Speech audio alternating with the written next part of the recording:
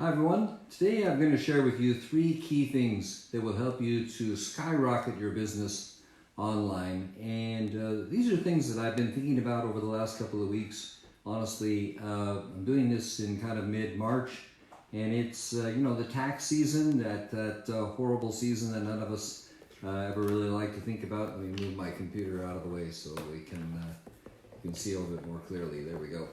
That's better. Got that out of the way. And really just wanted to share with you some things, 3 keys to focus on that will help you to skyrocket your business results. And this is a time when you're doing your taxes. Of course, you're always looking back at the last year. So I've been kind of looking back at my business over the course of 2019, and not just doing the taxes. But I learned years ago, anytime you do an audit or review of the last year, use that as a forward business planning exercise as well. And so if you've been doing the same thing, or if you're looking at your business last year, don't just look at results, but look at the tactics, the strategies that got you the results that you had. And take an honest assessment. Use it like an audit of what you've been doing to build going forward. So that would be my number 1 tip, actually. If you're doing your taxes, think about your business and do sort of a little business audit for yourself right now. And, how many of you have ever thought, oh man, I'm just not where I wanted to be in my business? And frankly, I thought that in 2019 myself. There were a lot of things that went on in our business.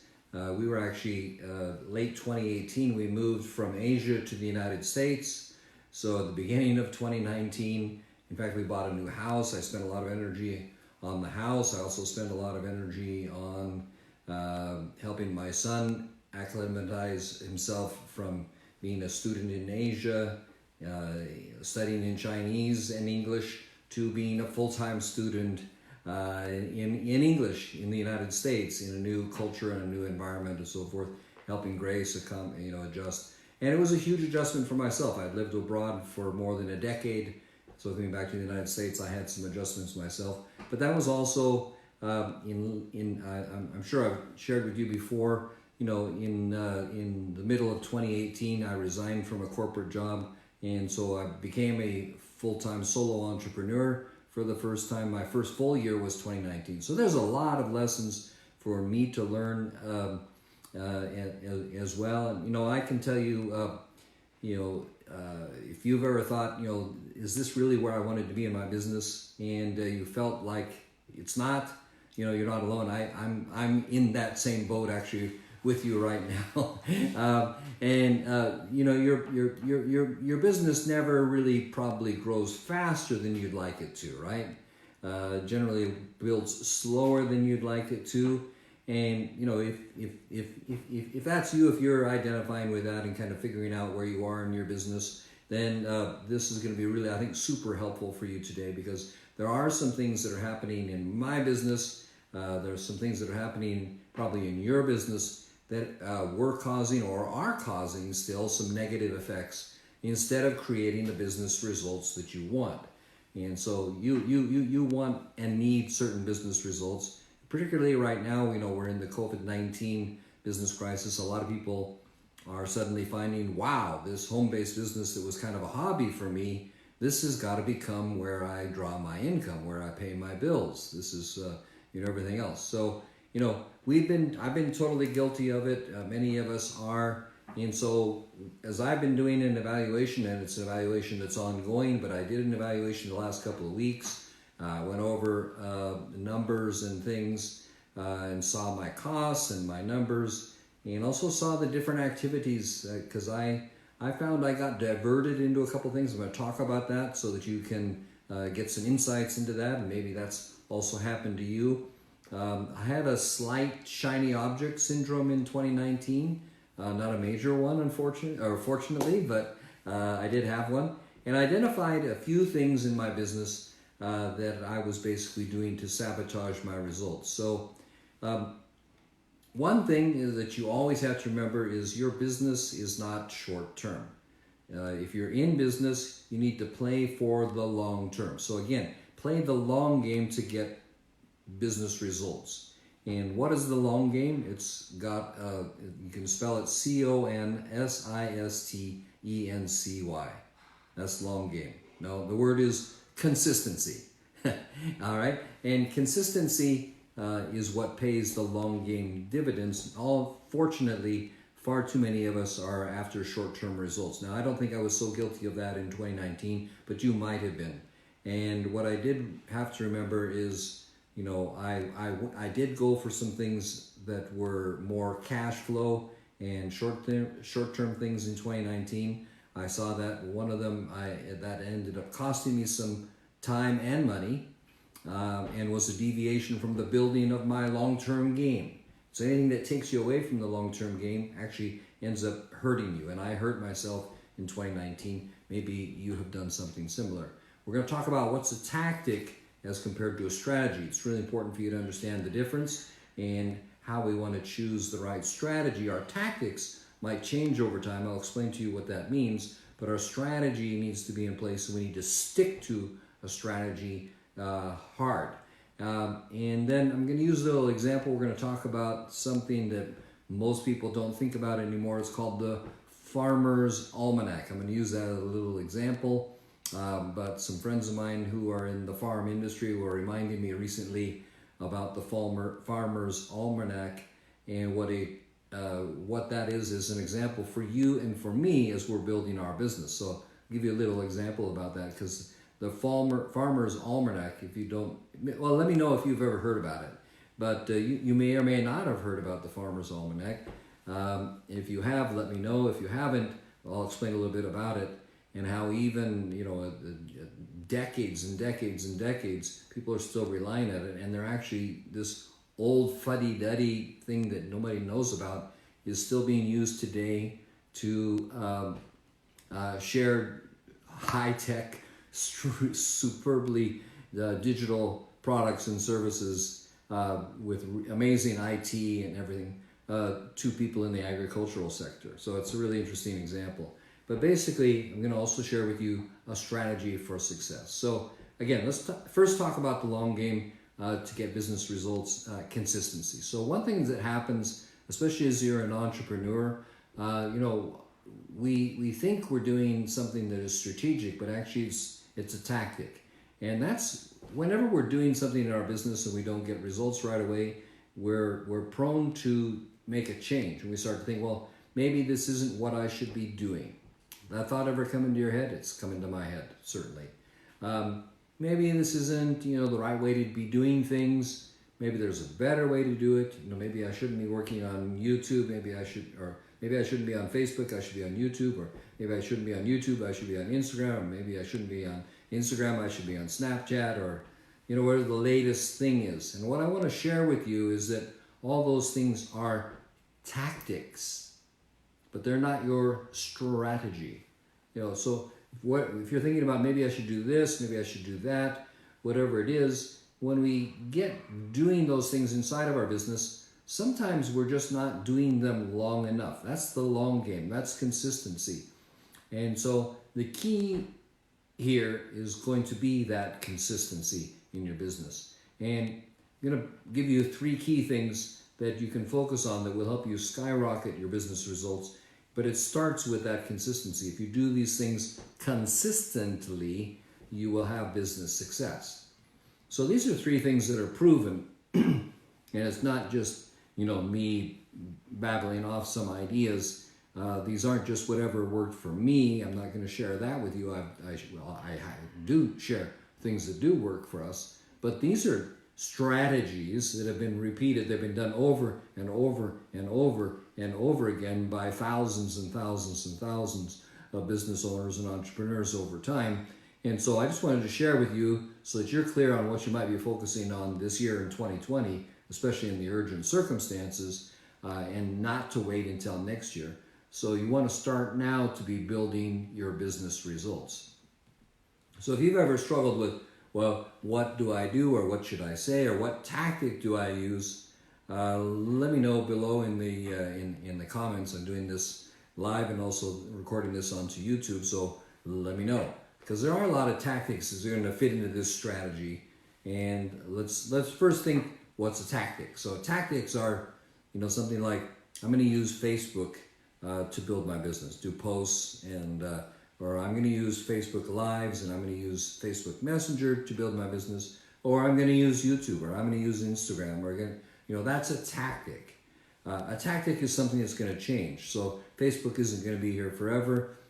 Just like Google had its heyday and died, other kinds of social media had their heyday and died. Old text advertising had its heyday and died. Those are all tactics because of those, they've been around for a while. You remember people used to use Google ads and they were enormously successful, and then Google squeezed that off, and the people who were, rich overnight became poor overnight if they were using it as a tactic and didn't stick to their strategy and implement a new tactic based on the same strategy. Google ads were there, and then Facebook came along, and so now you've also got Snapchat, Instagram, whatever, all these social media platforms. And I'm not saying anything bad about social media platforms. I'm on a number of them as well. But for me, I learned that one strategy is to master one before you move on to another. So again, that's an important part of strategy. Those are, but these different platforms, they're always going to be changing. So A, you don't want to rely on one exclusively, but B, you don't want to be trying to be doing everything at once and not mastering anything, because that's not a smart strategy. All right? So getting used to change actually is definitely important. But the thing that I want you to understand is that there's a difference between a strategy and a tactic. So what's a strategy? Because a strategy is something that's proven. It's worked over time. It's set in stone. It's repeatable. It's actually, in our industry, what's called duplicatable. So a strategy we can actually use to build our businesses and become successful strategy, that's a strategy that worked long ago, before we had the internet, before we had mass advertising on social media. It's a strategy that was used in print and newspapers going back decades, actually. So the strategy works. It's been tested over time in multiple tactics, right? And so let's go back and use that decades-old example of the Farmer's Almanac. So if you don't know what that is, again, drop me a little comment if you're not sure what it is. If you don't know what it is, that's okay. The example will be clear either way. Let me get a drink here.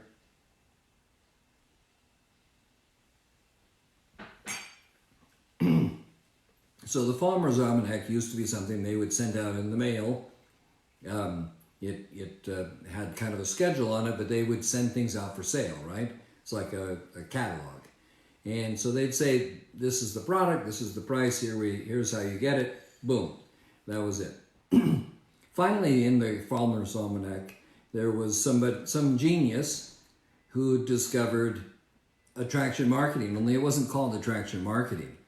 But they decided that they were going to do this, add in some information and put education into the Farmer's Almanac. So no longer was it just a catalog with products and prices and where you get it, because that would have died with the horse and buggy, right? But information people became addicted to. So that is where it became a strategy, because in addition to their product offering, they provided training and information, and they became a world-famous resource of information. And because they did that, they had a strategy that got their customers addicted to them, and it wasn't just slamming products on people. So, most of you will have gotten ads, whether it was last November for Black Friday, or the Christmas ads, or the New Year's sales, or recently we had Valentine's Day. We're going to have Easter, all these ads, their sales. And, you're getting bombarded with TV, the internet, boom, you're just getting bombarded with ads all the time. You're getting all kinds of things inviting you to pay attention to this, that, and the other thing. But what the Farmer's Almanac did timelessly, and what we should also do timelessly, is that they started to add in education and things that were helpful to their audience. In this case, farmers and farmers' wives, right?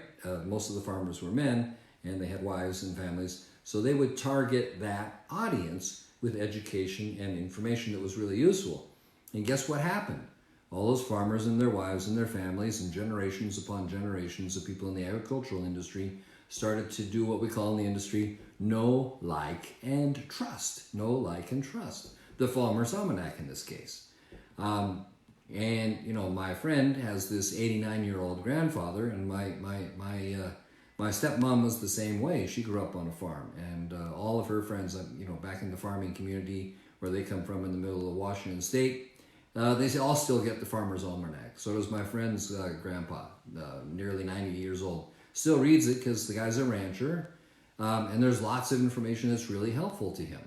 Now, you know, it's super updated from the old catalog, but it has massive amounts of information. People can really get their education. So now take that and just know that that kind of education side of things is a piece of the puzzle. It's a strategy older than most of us, not older than dirt probably in the farming world, but we're going to put that strategy, providing the information to build up loyalty to people to like us and know us and trust us, know, like, and trust.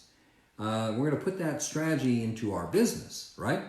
And so I'm going to show you or help you understand what that means. So the first thing is, how did the Farmer's Almanac in that case maximize their small business results? Because most, you know, there are massive agricultural businesses, but most of the businesses when they started were little small farms and small businesses. So they had to build an audience first, and that's what you need to do first. So build an audience. So they knew their audience as farmers and farmers' spouses, let's put it that way. Don't want to be, you know, whatever. But you can do the same thing. Find out who is your audience. You got a product. Who needs it? And it might not be always who you think it is. But anyway, figure out who that audience is, and then ask, what do they need? What are their pains and problems? What are their dreams and aspirations? What are the questions that they ask a lot? And what questions should they be asking? And then you can develop education and training and information to answer those questions. What do they need? What are their pains and problems that your product or service solves? What kind of questions should your audience be asking? And what are their frequently asked questions? So do some research on that, and then start, obviously, to answer those questions. Put out information that answers their frequently asked questions. In our area, you know, how do I develop leads is a good question. So if you can put out information on how to develop leads, that's what I'm doing right now, for example. I'm educating you, and you can do the same thing with your audience, but it might be product-based education. You know, what happens, you know, what do you do when it hasn't rained for 30 days? That's something the Farmer's Almanac taught its people. And what happens when you need to share, you know, change crops? What happens when you, whatever, let animals forage? In an example, you know, Grace and I have a business where we have both gold and cryptocurrency. So sometimes people are wondering, well, why should I have gold and why should I have cryptocurrency? We encourage them to get both, but people maybe need to be educated. So we put in a lot of training about gold. We put out a lot of training about cryptocurrency. We put out a lot of information about blockchain. That's one example. You might be in the health and wellness space. Grace and I are also doing something, a business with multiple kind of health and wellness products. It has CBD, it has immunity-based products, it has health products that help you sleep, it has, you know, various things. So we put out pieces of content that address people who want to be customers.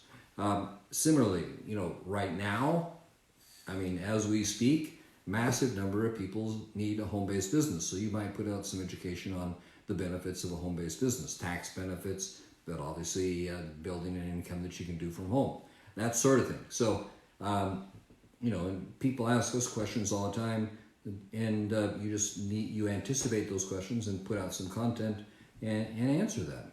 So, you know, if you're in whatever company you are in, health and wellness or financial or, you know, travel or whatever it might be, you know the kind of typical questions. So prepare some content, write a blog, do a video.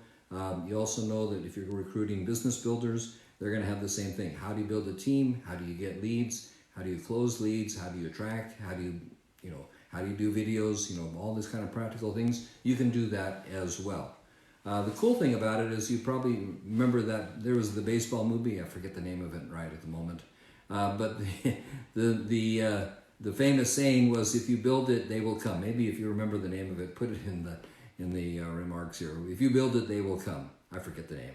It was a great movie. I'm sure you've seen it, but I can see the scene in my mind. I just can't remember the name of the movie. But anyway, that's how it works online with us. If you build it, they will come. If you put out content, they will come. If you sow value into the marketplace, you will receive value back, and that's so you got to build that audience. It doesn't matter if you're offline, you're online, you're in health, you're in wellness, you're in insurance, you're in financial, whatever. I don't care what you do. You got to build an audience. You got to build something that they want, and when they want something, that's how you're going to draw them to you. And so that's the first piece, how to skyrocket your own small business results. It's to build out that audience. So again, just figure out your product and services, who's the audience that needs that, and what do they need, and how will you providing that information attract them to you. That's the process. That's the first step. The second piece is starting to engage with that audience. So build the audience and then start to engage with the audience. I'm not talking about you're getting engaged on the way to getting married, although that's not a bad analogy for engaging with your audience before they marry with you in terms of becoming a customer or a team member. But it's not the marriage type that I'm talking about. It means paying attention to what they need, paying attention to other people, and this is, this great saying, become a servant leader. So when you're frank and you're open and you value people, you're authentic and you're honest to them, you serve them, just by putting out content that is valuable for them, they will really appreciate that. And I think you guys have figured out by now, I'm kind of someone who tells it like it is, pretty straightforward, straight shooter. And if you're in this space trying to build a team, it's not going to happen overnight. Frankly speaking, it took 4 years. And there's a formula people tell you in the industry. If you want to go full-time, which I did in 2018, resigned a pretty lucrative corporate job to step into full-time. And they always say you shouldn't do that until you've built up your side business, your side gig, until it matches the income of your main gig. So for me, that was a pretty substantial business I had to build because I had a pretty substantial income. But I managed to do that by 2018. The first 2 years were a disaster. And I made tons of mistakes. Grace and I both, that was a mess. But from 2016 onward, so it took us about 2 years once we figured out what we were doing to build it to the level that we needed. Now, I don't know your income level. It might take you a little bit less time, or maybe you're smarter than we are, or things come together so you can do it faster. But 2 years is a pretty good frame of time. But, for actual people, it took us 4 years to get to that point of learning and then implementing some good things. And it's typical that it's going to be anywhere from 2 to 5 to 7 years to build a major, decent enough income to walk away from a good paying job. For me, it took 4 years. And that's I've checked with a lot of people. That's a fairly good indication. And so you need to be built, and you need to be in there for the long term. And that's kind of how it is. If you want to build rapport with your audience, and have them relate to you and stick with you, you're going to do some things. But number one, ask questions. And notice I'm asking you a lot of questions, trying to get you to give me some feedback. But I post questions in here pretty regularly. And one of the things I posted recently was, what was the reason you joined your company? And you notice that it was an open-ended question. I don't know if you noticed that, but there's a reason why. I didn't say, did you join your company because of the product? Did you join because of the comp plan? I asked, what was the reason? And I was looking for different answers, and that's to get your feedback and get you to engage. There's a lot of people that become entrepreneurs or start a side business or whatever you want to call it for different reasons. Some want it for extra money. Some want it for extra time. Some are just bored and they want to be part of something bigger. So some think they're doing something that is just like a hobby and they never get serious. Others are desperate and they need income yesterday and get into it for the wrong reasons. Others are doing it to build their retirement or to send their children to the best university they can or to live the life of their dreams, the laptop lifestyle. You know, there's a lot of different whys out there, and I don't know what yours is. But, you know, there's, you know, I sincerely want to know what are your reasons, and that's why I ask those questions and why I engage with you, why I invite you to comment to Grace and I privately, so that we can get to know and like and trust you, because this is a two-way thing, right? Now, your step third, so build the audience, engage with the audience, and then the third step is to influence your audience, and that's the third strategic step. So influence your audience in line with your objections. Now, your objectives, not your objections, objectives. So what are your business objectives? Build a team, sell products, have customers, have a sales team, have an affiliate team, have a network marketing team, whatever those objectives are. Influence your audience in line with those objectives, and you've called that audience to you, you've engaged with them, they've grown to know, like, and trust you. Now you can influence them and they will follow you. That's the essence of leadership. So that's an important thing to establish, how to influence that audience. So once you've spent time growing the audience, building it, if you build it, they will come. And that comes with your blogs, with your videos, with your engagement, with your showing up, with your consistency. And because of the content that you developed that answered their questions, addressed their needs, called forth their dreams, caused them to trust you, and you didn't just quit after 2 months because you didn't, meet your $1 million objective in 2 months, right? Now, the other side of it is nobody wants to be sold, right? Especially on social media. That's not why people are there. So you got to engage with the audience and help them to like you and hopefully even love you at some point, because of the content. And that's how you're going to influence your audience. So when they need something, they're going to be looking for it. And if you have proven that you're a verified solution to their problems through your product or service or your content or who you are even, then you're going to be providing a solution to your audience's problems. And that's where you have the most influence over people, because you're providing things that solve their problems. So the key to making money is always to solve problems. Have something that solves problems. So that's a strategy for success, guys. That's the strategy. Grow the audience, engage with the audience, and then influence the audience in going forward in the way that you want them to go forward. So if we go back to the Farmer's Almanac, that's exactly what they do. They still do that to this very day. They give value.